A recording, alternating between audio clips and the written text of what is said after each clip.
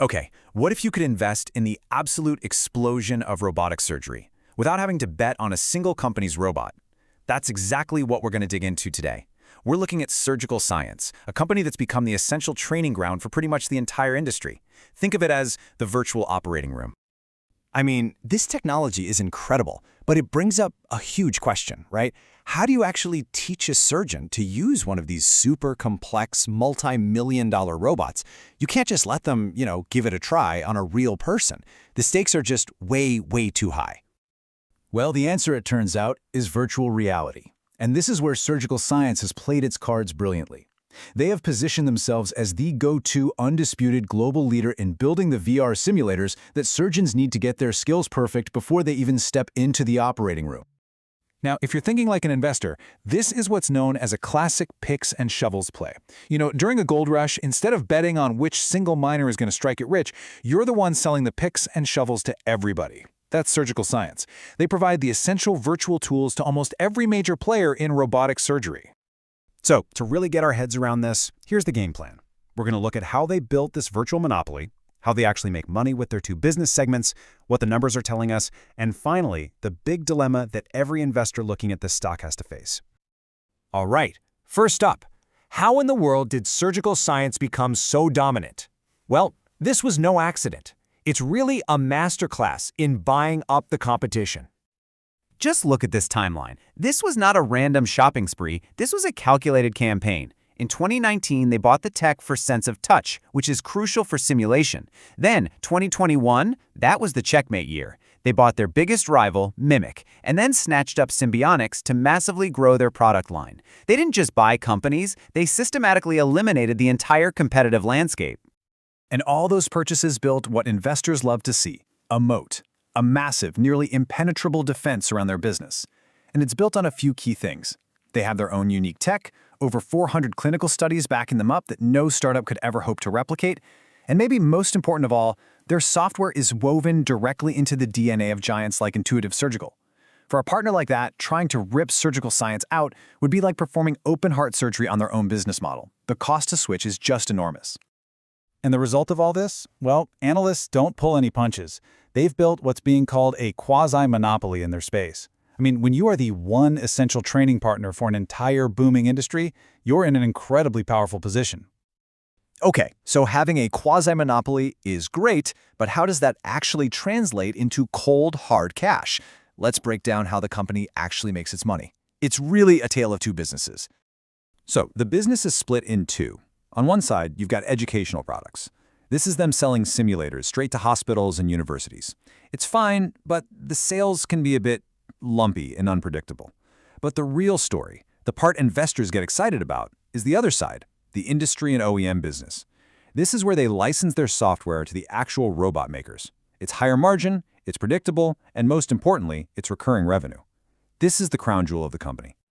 And that brings us to a really pivotal moment, a huge deal for the company's future.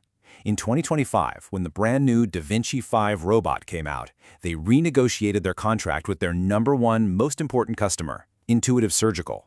And the big change? They moved them from one-off payments to a full-on subscription model. Now, why does that matter so much? Because it shifts them into what's known as a software as a service, or SaaS business model. And let me tell you, for investors, SaaS is basically the holy grail. It means predictable, high-margin, recurring revenue that you can count on year after year. And the market tends to reward companies with that kind of business model with a much, much higher price tag. Okay, so the strategy sounds amazing on paper, but let's see how it actually plays out in the financials. The numbers here tell a really clear story of just explosive growth, followed by some, let's say, recent turbulence. First, just look at this number, 250%. That's not a typo.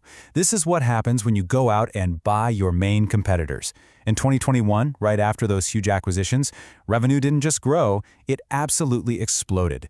That right there is the power of their M&A strategy in a single number. But when you zoom out a bit, the story gets a little more complex. You can see they went from this small, unprofitable company to a very profitable one almost overnight after those deals. But after that massive growth spike, look at 2024. The growth engine just completely stalled out, basically hitting zero. And that sudden stop is what's making some investors a little nervous. And that bumpy ride has continued right into 2025. I mean, what a roller coaster.